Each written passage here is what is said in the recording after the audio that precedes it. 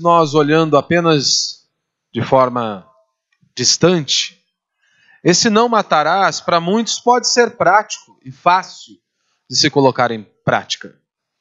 Só que quando nós nos aprofundamos no texto, quando nós olhamos e lemos as palavras de Jesus Cristo, você vê que esse não matarás não é tão simples e óbvio como para muitos de nós aparenta ser. É muito mais profundo. Exige-se muito mais de nós como cristãos obedecermos ao não matarás que Jesus vai tratar aqui no Sermão do Monte. Nós precisamos nos lembrar que o contexto do Sermão do Monte é direcionado para nós. Todo o Sermão do Monte é direcionado para mim e para você, cristão. Jesus estava ali ensinando e de repente ele chama os seus discípulos e começa a instruí-los, pregar o Sermão do Monte. Por que falar disso hoje? Porque há muitos que se dizem evangélicos que dizem que o Sermão do Monte não tem nada a ver conosco, que é um sermão bonito, mas que nós podemos apenas observá-lo. Outros pensam que é uma utopia. Mas Jesus direcionou a sua igreja, aos seus discípulos. Então é claro que tem tudo a ver comigo e com você. E iniciamos aí o estudo diante das bem-aventuranças e percebemos ali como que é tão difícil nós, por nós mesmos, ou seja, é impossível por nós mesmos, colocarmos em prática os ensinos de nosso Senhor Jesus Cristo. Porque convenhamos, Jesus diz em suas bem-aventuranças aqui, primeiro que ele diz felizes os que choram, felizes os humildes, felizes aqueles que têm fome e sede de justiça. Ele diz, olha, felizes os limpos de coração. Ele diz, felizes os pacificadores. São coisas que para nós são impossíveis de nós atingirmos por nós mesmos. Mas são coisas que fazem parte, devem fazer parte do nosso caráter. Nós não podemos pensar uma bem-aventurança ou outra. Por isso que é uma dependência total de Deus e diária do Senhor, para que realmente nós possamos colocar, com a graça de Deus e o teu Santo Espírito agindo sobre nós, obedecermos aos seus mandamentos. Não apenas as bem-aventuranças, não apenas o Sermão do Monte, mas toda a palavra de Deus. Nós precisamos desta intervenção divina, do Espírito Santo atuando e agindo sobre nós, transformando o nosso coração, como diz a Escritura. Este coração duro, de pedra, ele precisa ser quebrado. E não se engane, tratando-se de nós, cristãos, nós precisamos ser confrontados pela verdade. Nós precisamos ser confrontados pela palavra de Deus, para que realmente o nosso coração seja moído diariamente por meio das Sagradas Escrituras. E eu tenho certeza que ao expor o Sermão do Monte, como hoje aqui, não matarás, eu garanto que muitos de nós temos negligenciado o que o Senhor instrui em sua palavra. Muitos de nós temos negligenciado uma ordem do nosso Deus com relação a este exemplo, a este mandamento que Jesus está tratando aqui em sua epístola. Então, por isso é de suma importância eu e você prestarmos muita atenção. Então, vamos ler aí do verso 21 ao verso 26. Ouviste o que foi dito aos antigos? Não matarás? E quem matar estará sujeito a julgamento. Eu, porém, vos digo que todo aquele que se irar contra o seu irmão será passível de julgamento. Quem o chamar de insensato será réu diante do tribunal, e quem o chamar de tolo será réu do fogo do inferno. Portanto, quando apresentares tua oferta no altar, se ali te lembrares de que teu irmão tem alguma coisa contra ti, deixa diante do altar a oferta e vai primeiro reconciliar-te com teu irmão. Depois vem apresentar a oferta.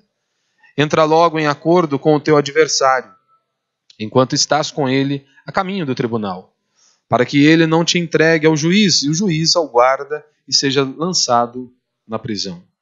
Em verdade, te digo que de maneira nenhuma sairás dali, enquanto não pagares nenhum centavo.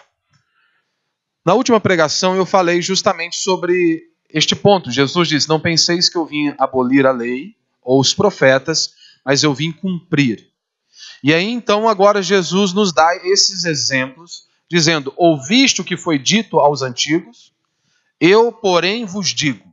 A maior parte do meio evangélico interpreta esse eu, porém, vos digo, como se agora é o tempo da graça. Nós podemos abolir toda a lei de Deus, nós não precisamos cumprir toda a lei de Deus. Nós vemos aqui um total desprezo pelas Escrituras ou uma negligência ao ler o texto bíblico. Pois no verso 17, Jesus foi categórico ao dizer: não penseis que eu vim abolir a lei, mas eu vim cumprir a lei. Então, quando Jesus disse, olha, ouvistes o que foi dito, ou seja, esta é a interpretação dada pelos fariseus e pelos escribas acerca da lei de Deus e dos seus mandamentos. Eu, porém, vos digo, não é uma nova interpretação ou não é um novo tempo. Eu, porém, vos digo, é a interpretação correta da lei de Deus entregue a Moisés. Então, o que Jesus está fazendo aqui, nestes exemplos que ele vai nos citar, que são seis exemplos, para corrigir essa má interpretação, essa interpretação errada da lei de Deus. Então, no parágrafo que nós estamos lendo aí, que compreende do verso 21 ao verso 26, nós temos aqui o primeiro da série de 6 exemplos que Jesus está nos dando acerca da interpretação da lei de Deus. Ou seja, ele está apresentando a sua interpretação correta acerca da lei de Deus, e ele vai usar 6 exemplos para mostrar isso e para provar isso. Em contraposição à interpretação dada pelos escribas e pelos fariseus naqueles dias. Então é basicamente desta maneira que nós iremos interpretar quase todo o Sermão do Monte, corrigindo a interpretação errada dos escribas e dos fariseus. Porque foi exatamente isso que Jesus estava fazendo aqui. Então, o contraste aqui apresentado não é entre a lei que foi dada por Moisés, Deus entregou e revelou a sua lei a ele. O que está em contraste não é a lei dada a Moisés e o ensino de Cristo. Porque se você se lembra, na pregação anterior, quando eu disse que Jesus, ele mesmo disse, eu não vim abolir a lei, mas eu vim cumprir. Eu tentei provar que Jesus estava mostrando que os seus ensinamentos estavam de comum acordo com o Antigo Testamento e com os profetas. Por isso que Jesus ele é categórico ao afirmar, olha, eu não vim abolir a lei ou os profetas, que simboliza então todo o Antigo Testamento. Jesus está dizendo, eu não vim abolir o Antigo Testamento, que é a palavra de Deus. Você precisa se lembrar que hoje nós temos o Antigo e o Novo Testamento. Nos dias de Jesus, palavra de Deus, era apenas o Antigo Testamento. Então Jesus está dizendo, eu não vim abolir a palavra de Deus. Por quê? Jesus deixa bem claro. Pense comigo, hoje, quando um presidente, ou um governador, ou um vereador, ou um prefeito, ele se posiciona diante de uma comunidade, ele quer apresentar o seu plano de governo, como que será no seu mandato, caso ele seja eleito. O que Jesus estava fazendo ali, Jesus é o Messias. Ele é o rei dos reis, ele é o Senhor dos senhores.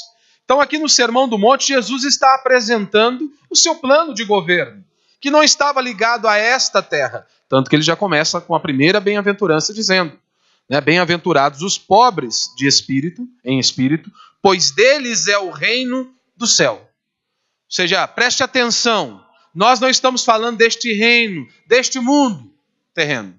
Nós estamos falando, o meu reino constitui-se da eternidade. Eu estou falando do céu. Que fique bem claro para vocês, justamente para corrigir o entendimento errado dos judeus naqueles dias. Então Jesus apresenta este plano de governo àquelas pessoas, seus primeiros ouvintes ali, os judeus. Só que até o verso 16 do capítulo 5, parece que esse plano de governo que Jesus tinha em sua mente não era muito atrativo para o seu público inicial. Parecia que não era algo tão saboroso e atrativo aos olhos dos judeus que estavam ouvindo aquela mensagem. Justamente por conta de terem um entendimento errado e esperando o Messias talvez como um libertador político, talvez como um guerreiro e não como aquele que viria para nos salvar dos nossos pecados. Então Jesus apresenta o seu plano de governo dizendo, meu reino é dos céus. E é claro que poderiam surgir inúmeras objeções devido a essas visões erradas e equivocadas que eles tinham acerca do Messias. Por isso Jesus já começa a expor o seu plano aqui.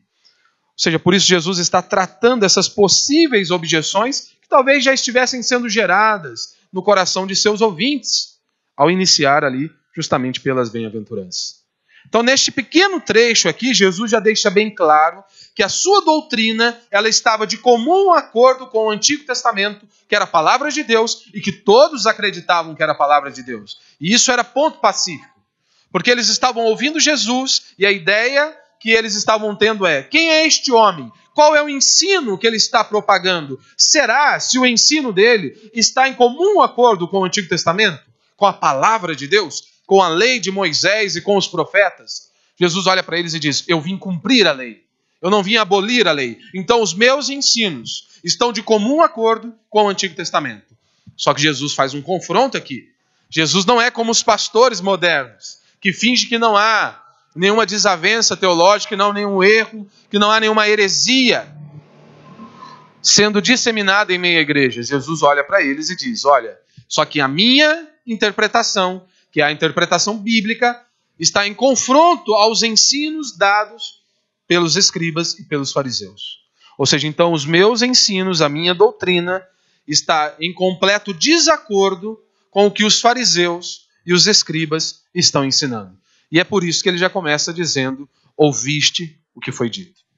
Então o contraste aqui não é da lei de Moisés e o ensino de Jesus Cristo. O que está acontecendo aqui é a falsa interpretação da lei dada pelos fariseus e pelos escribas, e Jesus então trazendo uma interpretação correta acerca da lei de Deus. É isso que está acontecendo. Jesus ele anuncia que ele veio para cumprir a lei, e ele adverte os seus ouvintes que eles também precisam ter uma interpretação correta da lei de Deus. E isso vale para mim e para você.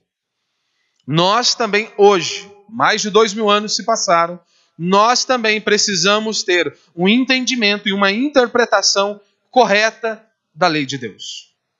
E aqui ele nos apresenta 6 contrastes, cada um dos quais introduzido aqui pela forma que ele diz: ouvistes o que foi dito aos antigos, eu, porém, vos digo.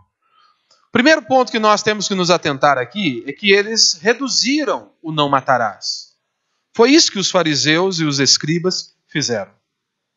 Os fariseus e os escribas, eles sempre foram culpados por reduzirem o sentido ou até mesmo os requisitos da lei. Esses homens anularam praticamente a lei de Deus, mas de uma forma muito sutil.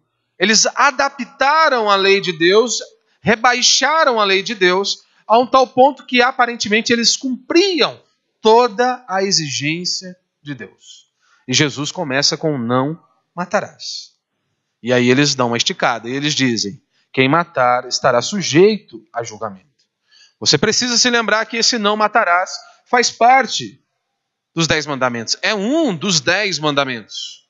E talvez pode surgir a pergunta: mas pastor, já que os fariseus estavam dizendo não matarás, eles não estavam ensinando a lei de Deus? Porque eles estavam dizendo não matarás. Será que poderia ser levantada uma crítica então com relação aos fariseus quanto a isso? Será se era uma crítica certa a se levantar contra esses homens, mas eles não estão pregando a lei de Deus? Nós somos tentados a indagar quanto a isso. E a resposta que poderia surgir quanto a esta indagação é: mas eles acrescentaram algo a este mandamento. Porque quando nós lemos Êxodo capítulo 20, Deus diz: não matarás e ponto final. Ele não diz, olha, que ele vai ser condenado, estará sujeito ao julgamento. Será que eles estavam certos ao fazer isso? E aí, uma objeção poderia surgir. Os fariseus poderiam argumentar: nós não tiramos isso da nossa cabeça. Nós tiramos da palavra de Deus, dos mandamentos do Senhor. Mas será se na lei, na palavra de Deus, estava dito isso? Estava escrito que aquele que matar estará sujeito a julgamento? A resposta é que sim. Tem isso na palavra de Deus. Nós vemos isso em Números, melhor dizendo, 35, no verso 31, nós vemos isso de forma bem clara. Números 35, verso 30, diz que todo aquele que matar a outro, ele será morto, e haveria ali algumas condições para tratar acerca desta situação. Talvez você esteja se perguntando, mas o que há de errado, então, com os ensinos proferidos pelos fariseus que tanto Jesus está combatendo aqui? Por que Jesus se deteve a dizer isso? Não matarás e abordar sobre o homicídio. Por que Jesus parou aqui? O problema, sabe qual que é? É que no momento que eles juntavam essas duas passagens, o não matarás e Números 35, dizendo que quem matar estará sujeito a julgamento, eles reduziam o sentido do mandamento dado por Deus. Eles reduziram o não matarás, a maneira que eles poderiam cumprir, ou pelo menos achavam que cumpriam. Ou seja, eles reduziram o mandamento não matarás, como se, quando Deus deu este mandamento, envolvesse apenas a questão do homicídio de forma literal. Foi isso que os escribas e fariseus fizeram com os mandamentos. A partir do momento que ele une esta segunda parte com a primeira, quando ele diz, olha, quem matar estará sujeito a julgamento, ele une a primeira parte, não matarás, eles haviam debilitado a ordem divina. Ou seja, eles estavam transformando a ordem divina. A segunda coisa que eles erraram ali, com certeza, é a ideia de que eles reduziram os mandamentos, como aqui o não matarás, apenas a uma questão civil. Você consegue ver aqui a gravidade? Aquele que matar, ele diz, não matarás. Porque quem matar, ele vai estar sujeito a julgamento. Ou seja, eles reduziram o mandamento dado por Deus apenas a questões civis. Então, olha, se vocês não matar, vocês não devem matar. Porque se vocês matarem alguém, vocês terão que responder perante o juiz. Então, esta era a interpretação dos escribas e dos fariseus. Eles reduziram os mandamentos do Senhor em maneira que talvez eles pudessem obedecer. Porque, afinal de contas, se eu não der um tiro na cabeça de alguém, eu não estou quebrando o não matarás. E eu não estarei diante de um juiz. Eu não estarei sendo julgado por um juiz. Então, eu posso ficar em paz. O resultado de tudo isso é que eles estavam ensinando isso. Olha, você não deve cometer homicídio. Porque se você o fizer, você corre o risco de ser castigado por um magistrado civil. O juiz pode te condenar. Então você não deve cometer um homicídio. Ou seja, essa era a plena e completa interpretação daquele mandamento, grande mandamento que diz, não matarás. Foi desta forma que eles reduziram o mandamento dado por Deus. Ou seja, reduziram apenas uma questão de homicídio literal. Qual que é o problema disso? Eles nunca mencionavam o juízo divino. Arrancaram o juízo divino. Ou seja, não há temor a Deus. A grande preocupação é apenas com esses homens, com os magistrados civis. Para eles, o julgamento em algum tribunal local era muito mais importante do que estar diante de Deus ou do que Deus sondar o nosso coração. Ou seja, com este entendimento errado acerca da palavra de Deus, eles estavam tranquilos e seguros, até que eles cometessem algum homicídio de forma literal. E é exatamente isso que pode acontecer comigo e com você hoje. Você pode estar me ouvindo e você nunca cometeu um homicídio. Então você diz, não matarás, para mim está de boa. Eu cumpro a lei de Deus. Eu tenho obedecido a lei de Deus. Mas Jesus não parou aqui apenas. Ele diz, ouvistes o que foi dito? Não matarás? E ele continua a sua exposição, dando uma interpretação correta do que ele estava dizendo. E aí ele faz uma aplicação às nossas vidas, aos nossos relacionamentos. A maneira que nós nos portamos, as atitudes que nós tomamos em nossos relacionamentos, muitas vezes estão enquadradas no não matarás, que nós quebramos constantemente. É isso que Jesus está mostrando. Vocês estão presos à questão apenas literal. Mas não é isso. A lei de Deus não para por aí. Você precisa compreender o princípio espiritual da lei de Deus. É isso que muitos perdem de vista. Porque se você olhar a lei de forma natural e apenas parar neste ponto, não matarás, muitos não transgridem o não matarás. Como podem também não transgredir alguns outros mandamentos. Então, nessa interpretação, nós já não temos mais a lei de Deus, e sim uma adaptação feita pelos escribas e os fariseus, que fizeram de tudo, reduzindo ao máximo e enquadrando dentro do que eles achavam que poderiam cumprir. E nós temos vários exemplos assim na Escritura. Paulo achava-se cumpridor da lei de Deus. Paulo ele diz, olha, eu não conhecia, eu não achava que era pecador até que um dia a lei vem e me confronta. Diz, não cobiçarás. Até então os seus olhos serem abertos, ele compreender a profundidade deste versículo e deste mandamento dado por Deus lá no monte, Paulo achava um cumpridor e um observador da lei de Deus. Não, eu não quebro os mandamentos do Senhor. Até que os seus olhos são abertos e ele consegue enxergar a sua podridão. O jovem rico achava também que não tinha pecado algum, que observava toda a lei de Deus. Ou seja, por ter um entendimento errado e limitado da lei, muitos se achavam salvos, como hoje também acontece. Muitos, por terem um entendimento limitado acerca da lei de Deus, também acham que serão salvos. Salvos talvez por suas obras.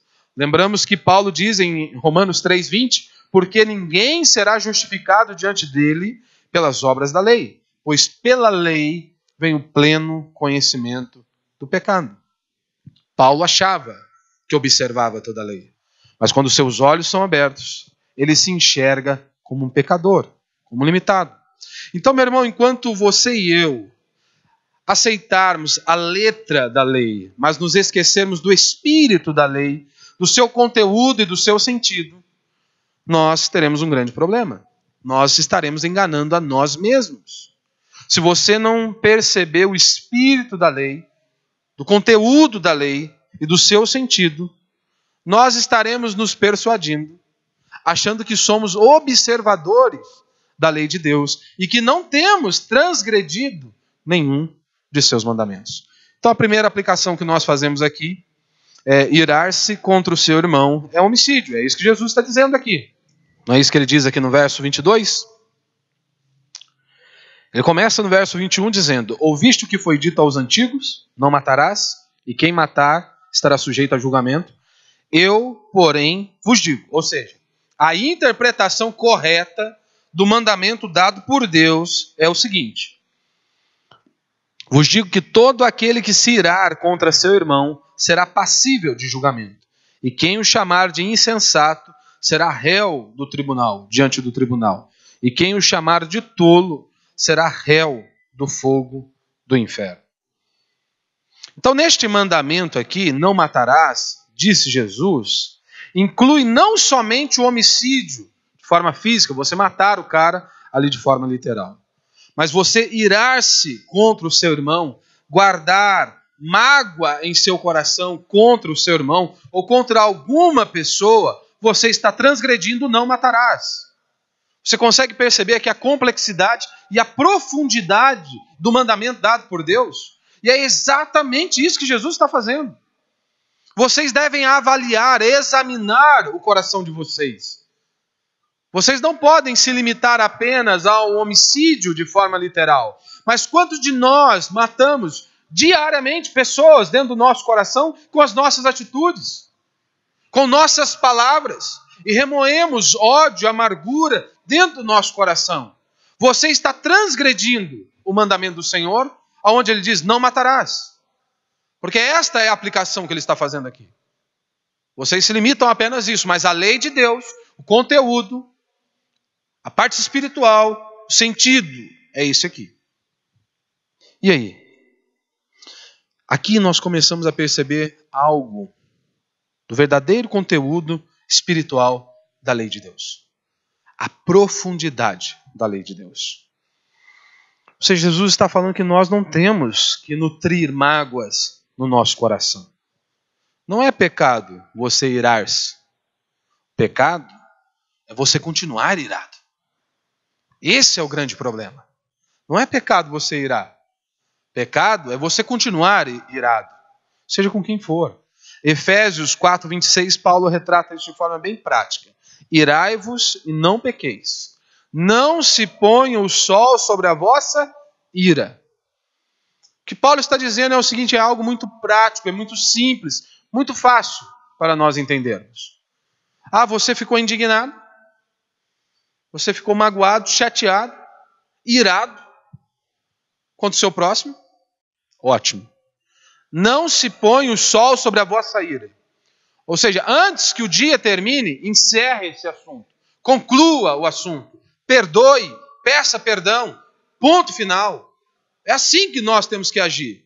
É assim que um cristão deve posicionar. E isso você aplica em todos os seus relacionamentos.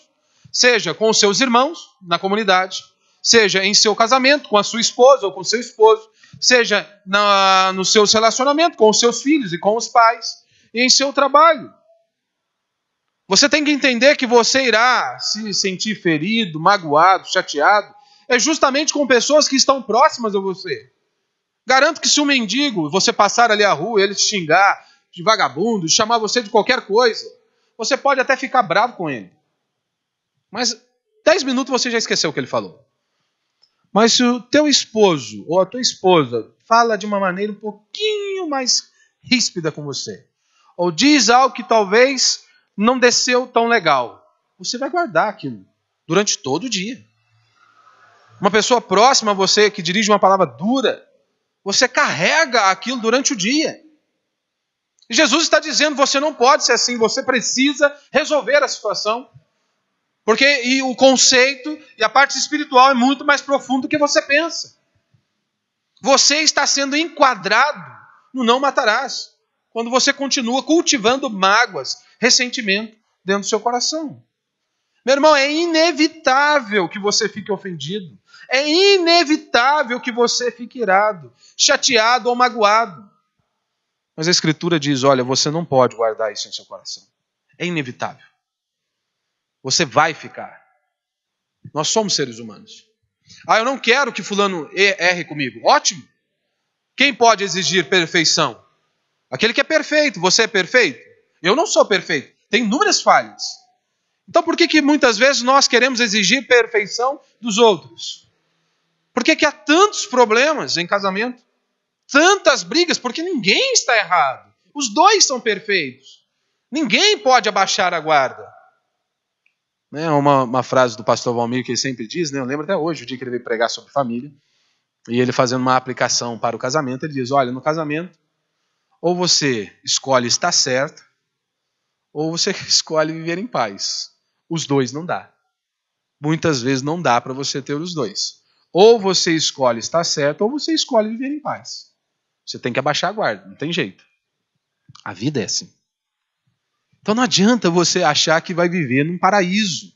Enquanto nós estivermos aqui com pessoas falhas e pecadores como nós, como você e eu, sempre teremos atritos, sempre teremos problemas, sempre teremos dificuldades. É ilusão você achar, porque a igreja tem falhas. Ótimo! Se você quer procurar uma igreja que não tenha falhas, você pode procurar. Mas sabe qual é o negócio? Se você encontrasse uma, você não poderia entrar, porque você é falho. Você é pecador, como eu e como seus irmãos. O que nós temos que aprender é a perdoar uns aos outros. É colocar em prática aquilo que Cristo nos ensina. A igreja é problemática. Olhe para a igreja do apóstolo Paulo. Pensa numa igreja problemática, difícil. O próprio rapaz saindo com a madrasta. O enteado saindo com a madrasta. Outros olhavam para o apóstolo Paulo, enviado por Deus com uma grande bagagem. E as pessoas olhavam para ele e diziam, esse cara é folgado. Por que nós temos que sustentá-lo? Que vá trabalhar.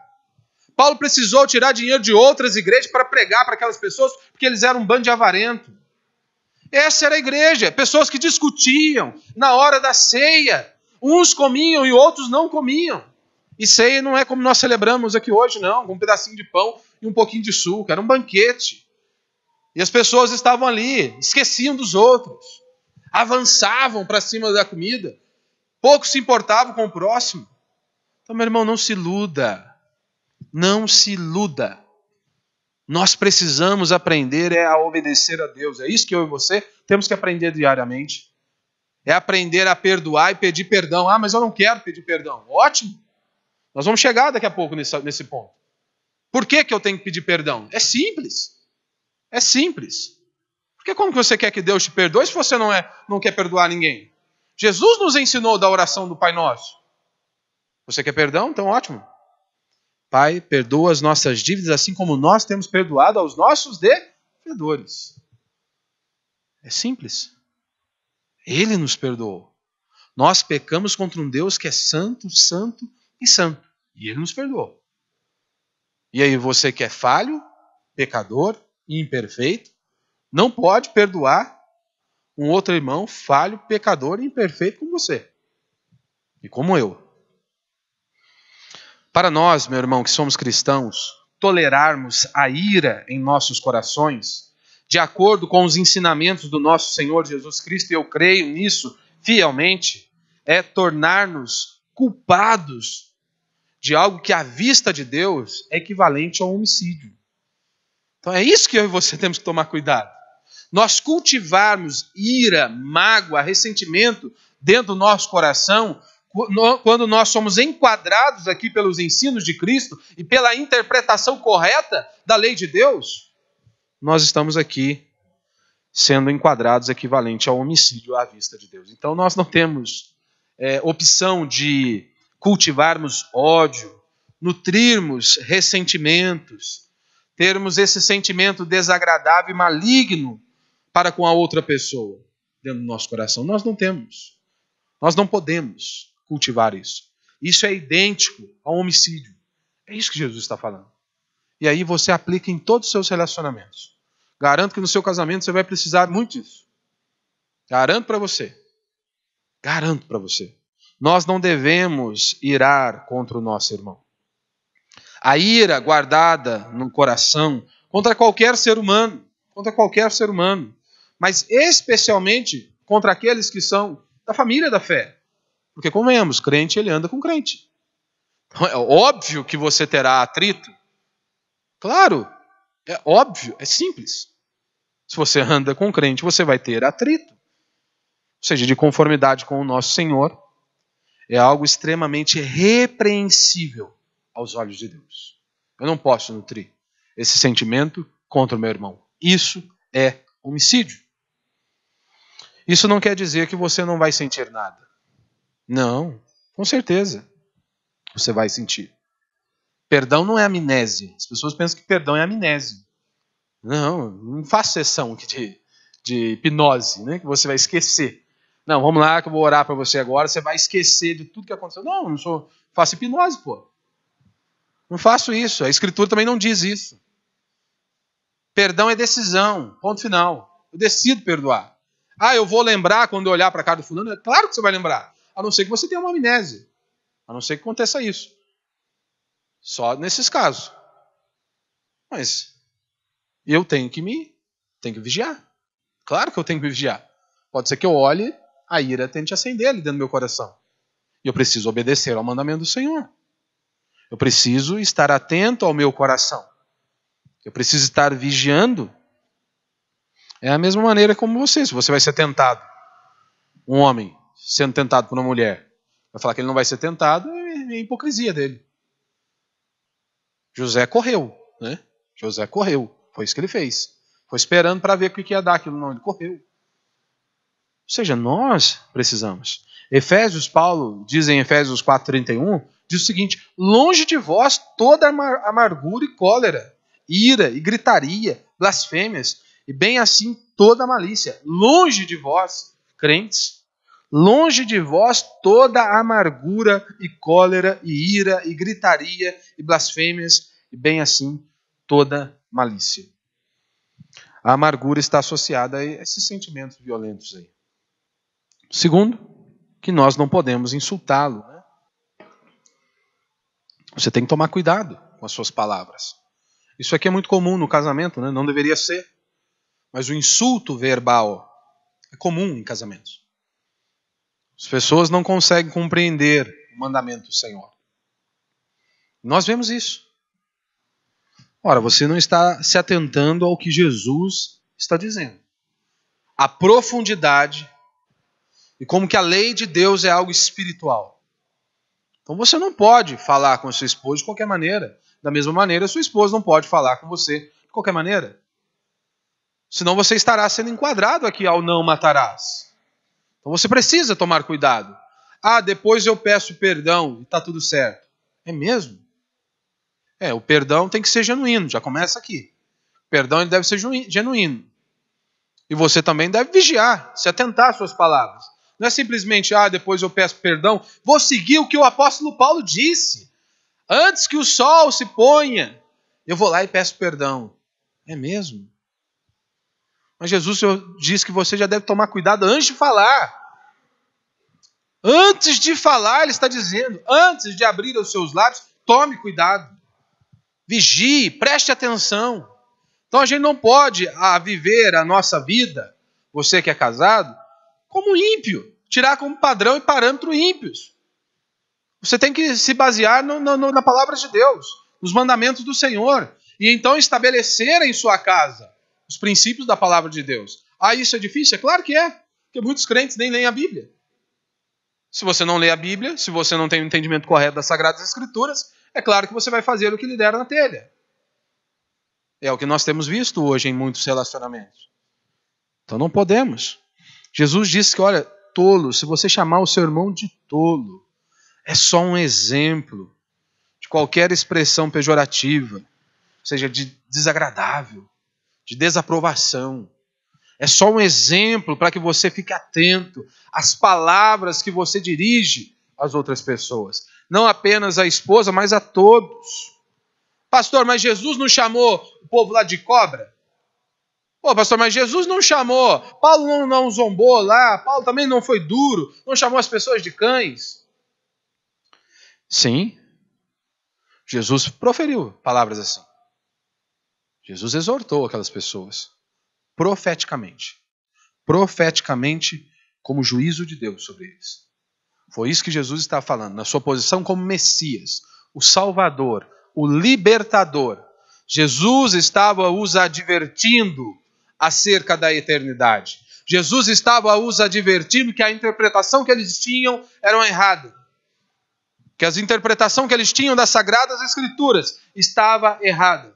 E que eles estavam sendo condenados. Primeiro, porque aqueles homens não viam, não enxergavam que eles eram pecadores. Porque eles se achavam observadores da lei de Deus. Claro, como por exemplo aqui no não matarás. Se eu não matei a pessoa de forma literal, acabou, eu não caí, não transgredi este mandamento. E você pode fazer isso por toda a sua vida. Mas quantas vezes você já matou aí no seu coração? Quantas vezes você já acabou com a reputação do outro? O Senhor matou, o Senhor destruiu. Quantas pessoas têm a audácia de levantar dúvidas acerca do caráter de alguém? Acerca da vida de alguém? Muitos são destruídos por conta disso. Porque a pessoa não pensa para falar, não pensa para abrir a boca. Não pensa. Terceiro, para a gente encerrar. Jesus está dizendo aqui que deixar o relacionamento morrer também é homicídio, né? E aí nós temos uma aplicação aqui no verso 23. Portanto, quando apresentares tua oferta no altar, se ali te lembrares de que teu irmão tem alguma coisa contra ti, deixa diante do altar a oferta e vai primeiro reconciliar-te com o teu irmão. Depois vem apresentar a oferta, né? A gente sempre brinca, né? Se você lembrar que o seu irmão tem algo contra ti, a hora que você estiver trazendo a oferta, vai primeiro reconciliar com o seu irmão. Mas daí você fica feliz, né? Você às vezes pode esquecer até de trazer a oferta. Você reconciliou com o seu irmão, você volta, traz a oferta de novo. Não, você esquece. Ficou tão feliz com a reconciliação que esquece de trazer a oferta. Jesus falou, não, você traz a oferta de novo. É isso que ele está dizendo, olha. E o mais interessante, não sei se você prestou atenção aqui, no texto Jesus diz assim, quando apresentares tua oferta no altar, e ali, presta atenção, verso 23, e ali se lembrares de que teu irmão tem alguma coisa contra ti, olha, você vê, é o seu irmão, nem é você.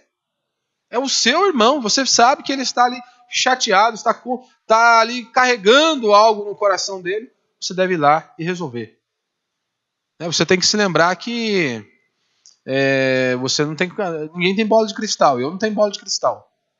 Nenhum de vocês tem bola de cristal, pelo menos espero que não, né? Se você estiver chateado comigo, você tem que vir e falar para mim.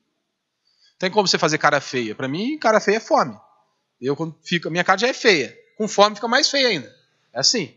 Então eu sempre falo para os irmãos, tem alguma coisa? Está chateado? Você chega e fala. Tem como ficar perguntando para você, e aí, tá chateadinho?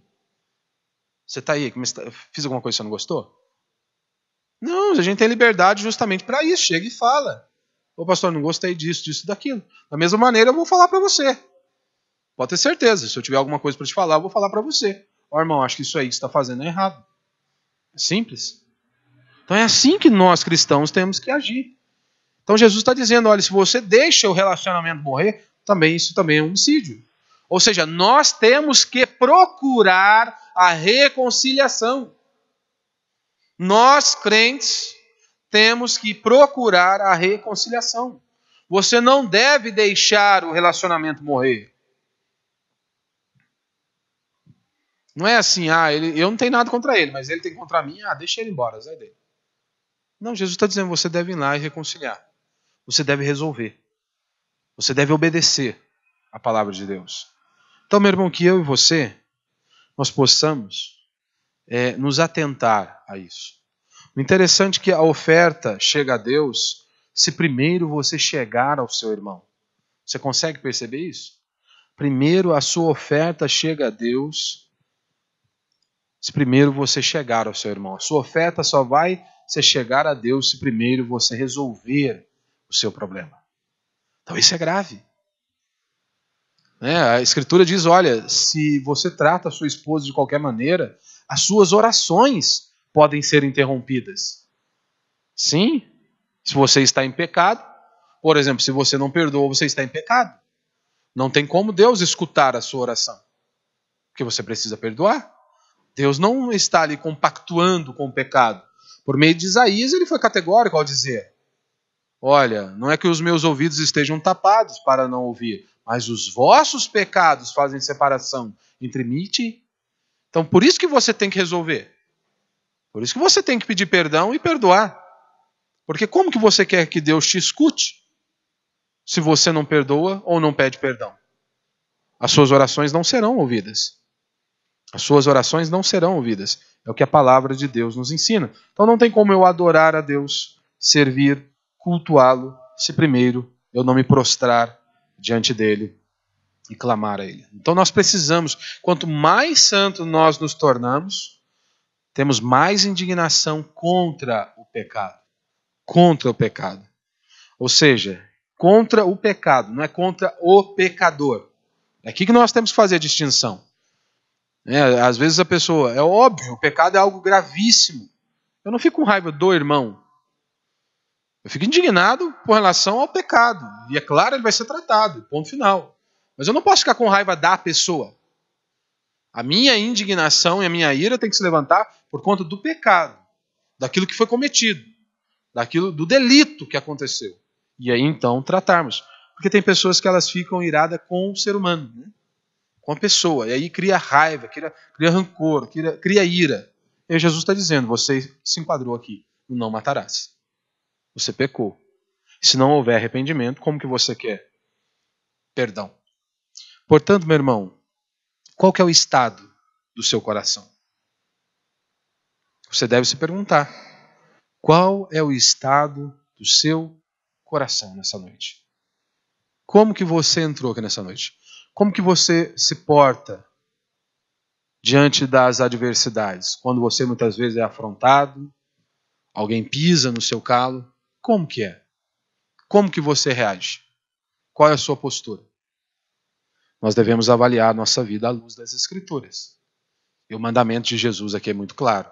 O não matarás não se limita a apenas uma morte física. É muito mais complexo. Então que eu e você possamos meditar na palavra do Senhor. Por isso vamos ficar de pé.